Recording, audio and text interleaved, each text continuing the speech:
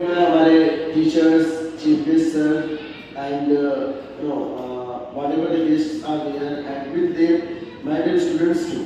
बस एक छोटा सा क्वेश्चन है कि आज तक पूरे वर्ल्ड में सबसे अच्छी किताब किस किताब को मानी जाती है? जो भी जवाब देना चाहे आप वहीं से जवाब दे सकते हैं, खड़े हो गए। The world's famous book and the world's best book. There is no book which can just do the comparison of that book. दुनिया की सबसे अच्छी किताब, पूरे विश्व की सबसे अच्छी किताब, जो कि जीवन का सार बताती है, जीवन का कुछ जीवन को कैसे जीना है, कैसे हमको जीवन को समझना है, खुद में ठहराव कैसे लाना है, ऐसी कौन सी किताब है? My dear teachers, students and my all the guests, I just want to ask if anybody wants to reply. कोई भी अगर जवाब देना चाहता है तो प्लीज जवाब दीजिए, अदरवाइज फिर मैं शुरू करता हूँ। मेरा question, I just repeat my question, the world's best book, विश्व की सबसे अच्छी बुक किताब जो कि हमें जीवन का सार बताती है, जीवन का सीख देती है, वो एक इकलौती किताब है जो हमें मदद करती है कि सच में हमको अपने जीवन को जीना कैसे। हाँ sir, thank you very much sir, correct answer, please clap for sir. Thank you very much sir, सही बात है, श्रीमद् भागवत गीता। अब देखिए मैंने ये क्वेश्चन इसलिए उठाया था कि as I told about myself that I am a personality development trainer, तो जब मैं पर्सनालिटी के बारे में पढ़ाता हूँ तो एक्चुअली यूजुअली ऐसा ही होता है मेरे साथ कि मैं जब भी क्लासेस लेता हूँ तो बेसिकली 9 से एबव स्टूडेंट्स मुझे मिलते हैं, मतलब 9 ऑनवर्ड्स मिलते हैं, 9 के 10 के 11 के 12 के, और कभी कभी ऐसा भी मोमेंट आता है कि ग्रेजुएशन के भी स्टूडेंट्स मेरे साथ बैठे होते हैं। बेटा हेलो, प्लीज सिट डाउन। तो ये टॉपिक क्वेश्चन मैंने इसलिए उठाया था कि आज मैं कुछ चीज बताना चाहता हूँ कि आज से अगर 5 साल पहले जाए तो किसी इंटरव्यू में ये बात कही गई थी कि आज से 5 साल पहले के अगर डेटा की मैं बात करूँ तो हर साल 1 लाख से अधिक लोग हमारे इंडिया में सुसाइड करते हैं। आई होप अभी मेरी बातें शायद थोड़ी सी डिफरेंट वे में लग रही होंगी, लेकिन मैं इसको बहुत अच्छे से भागवत गीता से कनेक्ट करने की कोशिश करूंगा और आई होप कि आप लोग समझ पाएंगे। और हर साल, और बड़े दुख की बात यह है कि उस 1 लाख लोगों में से ज्यादातर हमारे यंगस्टर्स होते थे। ज्यादातर हमारे youngsters, most of the youngsters were committing the suicide and same condition is also happening in this era too. आज के भी समय में वो कंडीशन अभी सुधर नहीं पाई है। आज भी मैंने देखा है कि स्टूडेंट क्लास 9 का हो, क्लास 10 का हो, इतना ज्यादा कभी डिप्रेस्ड हो जाता है कि अपने लाइफ से वो इतना जूझने लगता है कि उसको लगता है कि अब उसे गिव अप कर देना चाहिए।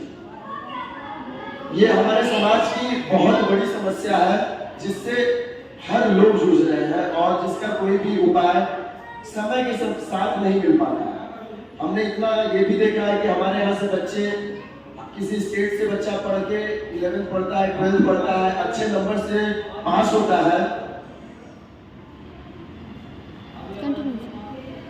अच्छे नंबर से बच्चा पास होता है और जब जाता है कोटा में एडमिशन के लिए तो प्रॉब्लम कुछ ऐसी हो जाती है, वो इतना अकेलेपन से जूझता है और पढ़ाई का बर्डन या फैमिली का बर्डन, इतना ज्यादा बच्चा डिप्रेस हो जाता है कि वो सुसाइड कर लेता है। और ये चीजें इतनी ज्यादा आज के समय में बढ़ रही है, ये रेट इतना ज्यादा बढ़ते जा रहा है जिसको कंट्रोल करने का एक सही तरीका नहीं मिल पा रहा है। उसके पीछे देखिए, अगर ये प्रॉब्लम हमारे समाज में हो रहा है तो कहीं ना कहीं से, अदरवाइज नहीं लीजिएगा, बट हमारा समाज भी इसमें बहुत बड़ा रिस्पॉन्सिबल होता है, क्योंकि जब हमारे बच्चे घर से बाहर जाते हैं पढ़ने के लिए और जब पढ़ के वो आते हैं या कभी कभी बीच में भी वो आते हैं तो हमारा समाज ही उनसे सवाल पुट करता है, सवाल जवाब करने लगता है कि इतने दिन में तुम क्या पढ़े। अगर बच्चा 5 साल 6 साल पढ़ के कोई जॉब भी पाता है, अगर लोगों को पता चलता है हमारे समाज में that he is getting 20,000 rupees, 30,000 rupees, so we just put our expectations, हमारा समाज और हम लोग अपना उम्मीद उस पे ऊपर थोपने लगते हैं एंड इससे कि अरे इतना पढ़ाई करने के बाद, 5 साल पढ़ाई करने के बाद, 10 साल पढ़ाई करने के बाद, राजस्थान में पढ़ाई करने के बाद कम से कम तुमको तो 70 लाख का पैकेज मिलना चाहिए। अगर मंथली पेमेंट आ रहा है तुम्हारा तो कम से कम तुम्हारी सैलरी 1 लाख से एबव होनी चाहिए। और इन सब चीजों को सुनने के बाद भी कभी कभी लोग बहुत ज्यादा परेशान होते हैं और सुसाइड कर लेते हैं बच्चे। तो इन सब चीजों से आखिर में जूझते जो बच्चे हैं उनको बाहर कैसे निकाला जा सकता है।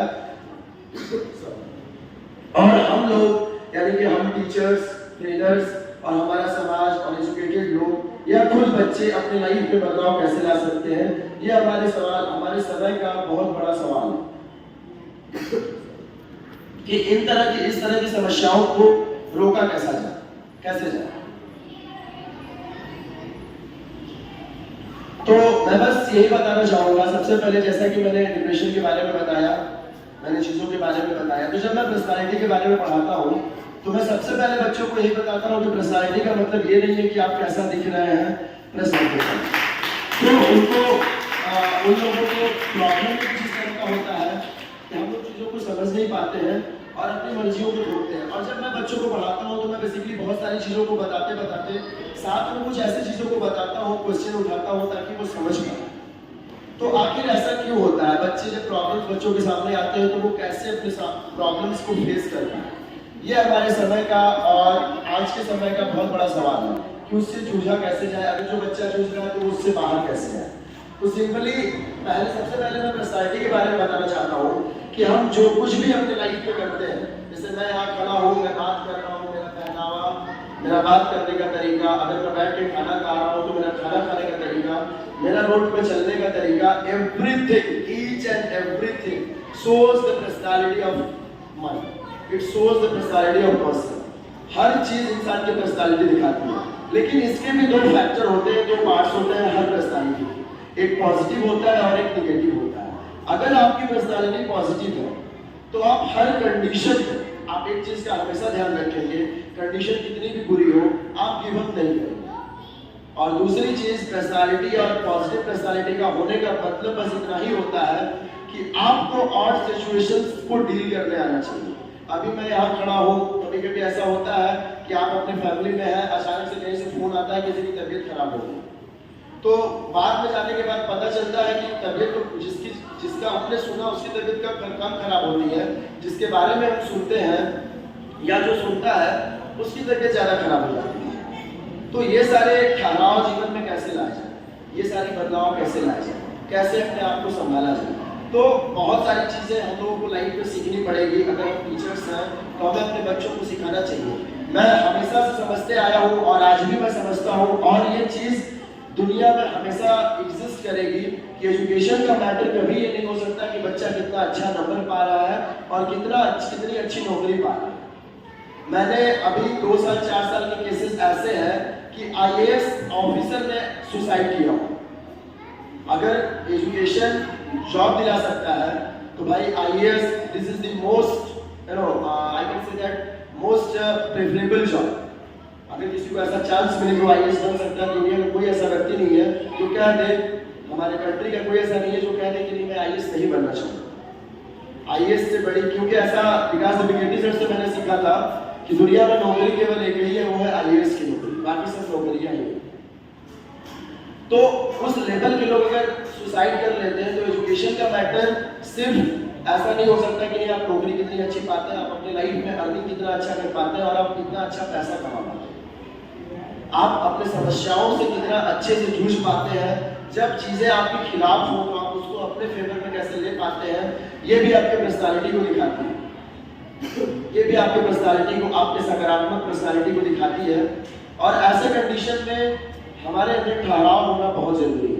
तो अब मैं थोड़ा सा कुछ बताना चाहता हूँ कि साथ मैंने जब स्टार्ट किया अपना टॉपिक तो मैंने सबसे पहले बात डिप्रेशन की उठाई थी, और ये मेरा मानना है और मुझे ऐसा लगता है कि सभी का मानना होना चाहिए कि दुनिया की आज तक की सबसे खतरनाक बीमारी है डिप्रेशन। डिप्रेशन से खतरनाक बीमारी कोई नहीं। युवराज सिंह को ब्लड कैंसर था। वो ब्लड कैंसर के बावजूद भी जब उसको पता चला कि ब्लड कैंसर है और उसे मैच खेलने का जुनून लगा हुआ था, जब उसे पता चला कि नहीं इतनी बड़ी बीमारी है, तो उसने खुद से ये बात बोली थी कि मैं अपनी मौत को इतनी आसानी से जीतने नहीं दूंगा। आज मैं बता रहा हूँ कि अगर लोगों को आज के समय में थोड़ा सा डेंगू हो जाए सर तो बहुत ज्यादा परेशान हो जाते हैं, घर वाले इतना परेशान हो जाते हैं, अपना सारा काम छोड़ देते हैं, उनको लगता है कि अब वो नहीं बच पाएगा, अपना जी जान लगा देते हैं। और किसी व्यक्ति को अगर कोई पर्सन ब्लड कैंसर से या किसी तरह के कैंसर से सफर कर रहा है और उस समय वो इस तरह का गट्स रख रहा है अपने अंदर कि नहीं मैं अपनी मौत को इतनी आसानी से नहीं जीतने दूंगा, तो ये कहीं ना कहीं से माइंडसेट की बात है। और ये स्ट्रॉन्ग माइंडसेट ऐसा नहीं कि मैं आज कहीं गया और ये कहीं से परचेस कर लिया और मेरे अंदर आ गई। ये एक तरह की स्किल होती है जो कि बहुत अच्छे तरीके से माइंडसेट को डेवलप करना पड़ता है अपने अंदर। ये स्किल है, ये सीखी जा सकती है, डेवलप की जा सकती है। डिपेंड हम लोगों के ऊपर करता है कि हम इसको किससे सीख रहे हैं।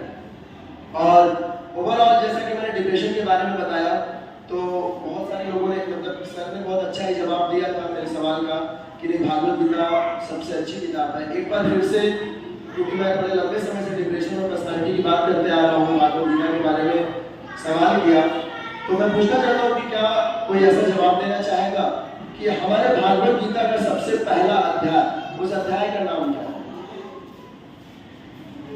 Is there anybody who wants to reply? Is there anybody? Teachers, guests, students, anybody? The first chapter of the Bhagavat Gita. ठीक है, कोई बात नहीं। देखिए हमारे भागवत गीता का सबसे पहला चैप्टर है अर्जुन एंजाइस। हिंदी में अगर बात करें, हिंदी में भी आती है अर्जुन विषाद योग। विषाद का मतलब ही होता है डिप्रेशन।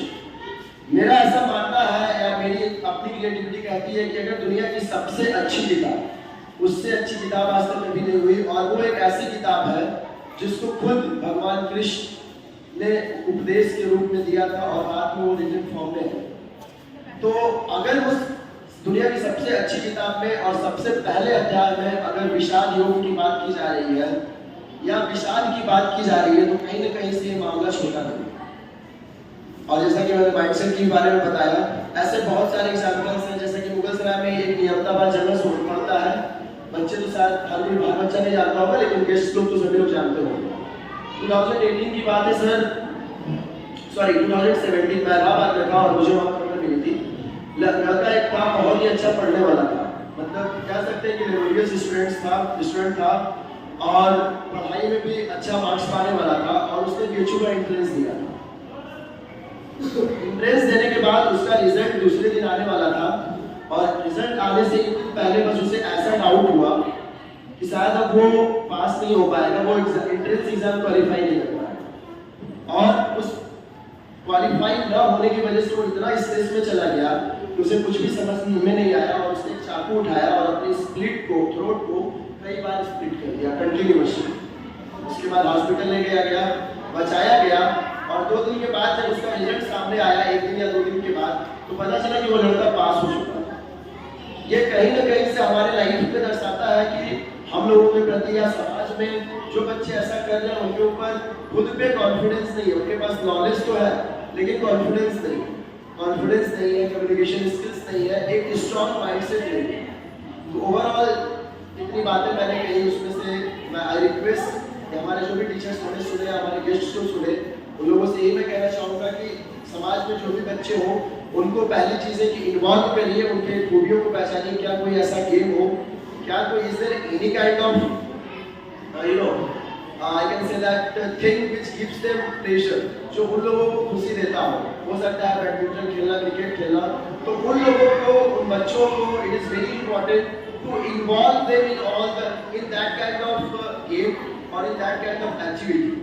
और मैं अभी भी प्रेफर करता हूँ, मैं चाहूँगा बहुत अच्छे से बोलना कि हमारे घरों में लोगों को कम से कम आप अपने लाइफ में जितना अपने आप को टाइम दे रहे हैं, नहीं दे रहे हैं, क्या कर रहे हैं, लेकिन खुद के नॉलेज के लिए टाइम जरूर देना चाहिए। सर आपने शायद बनारस में एक हॉस्पिटल है और सुनील शाह हॉस्पिटल, आँख के डॉक्टर की आँख का इलाज वहाँ होता है, शायद आप लोगों ने नाम सुना होगा। Most of the people will knowing about that hospital. मैं एक बार 2015 की बात है, मैं वहाँ गया था, मेरी कज़न थी उसी को लेके। वहाँ पे एक पेशेंट आई थी, मतलब उनका एज थोड़ा ज़्यादा था, एजेड थी। तो डॉक्टर सुनील शाह ने उनको एक सास हॉस्पिटल में, डॉक्टर सुनील शाह ने एक सजेस्ट किया उनको, उनके साथ जो थे उनको सजेस्ट किया गया कि घर में उनके बहुओं से कहिए, क्योंकि वो शुगर से पीड़ित थी। तो बोला गया उनको कि डॉक्टर ने उनको सजेस्ट किया कि घर में बहुओं से कहिए कि इनको भागवत गीता और रामायण की कहानियाँ सुना, पढ़ के सुना। उस सवाल का जवाब मैं जब खोजने लगा तो मुझे मिला नहीं। लेकिन 4 साल 5 साल के बाद मुझे पता चला, महसूस हुआ कि हमारे लाइफ में, क्योंकि सर बहुत सारे लोग यहाँ पे होंगे जो सुने होंगे कि जो मीठा नहीं भी खाता है उसको भी आज के समय डायबिटीज हो जाता है। जो बहुत अच्छा लाइफ जीता है, जिसका खान पान बहुत अच्छा है, उसका भी फैट बढ़ जाता है, उसको भी थायराइड हो जाता है।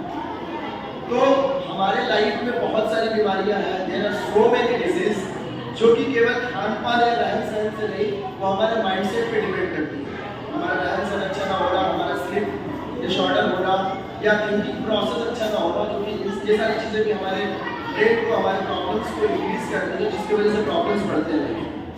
तो ओवरऑल ये सारे मेरे सजेशंस थे, मेरे रिक्वेस्ट थे आप लोगों से। Thank you very much for giving me time. Thanks a lot.